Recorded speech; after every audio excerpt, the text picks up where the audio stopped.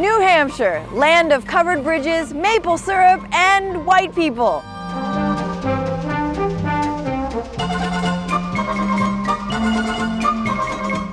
It's the 9th state in the Union and the first to vote in the presidential primaries. Why? Well, it's been that way since 1920, and they like the attention so much that in 1975, the state legislature voted to make it law. Which is why, even though New Hampshire is small, it's a big deal when it comes to deciding the next president.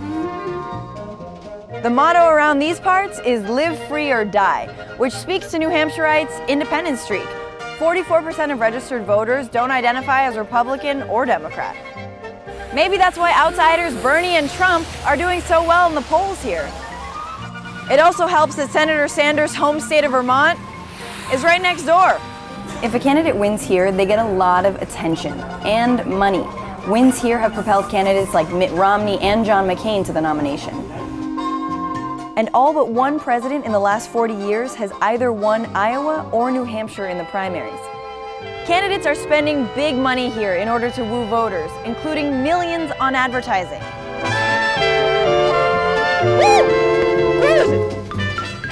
Some, like this guy, are banking everything on New Hampshire. He's made hundreds of stops here.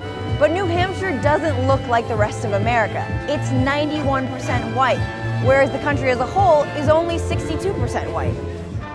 Let me ask you a question. Is there any good Indian food around here? Or? Indian food? I'm not familiar with Indian food, no. Okay. Unfortunately. It's also not as urban as the rest of America, with only 60% living in cities as opposed to 81% nationwide. So it's strange, and maybe even a red flag, that this small state in the northeast corner of America has such a disproportionate role when it comes to electing the next president. I guess this is what democracy looks like, and we're along for the ride.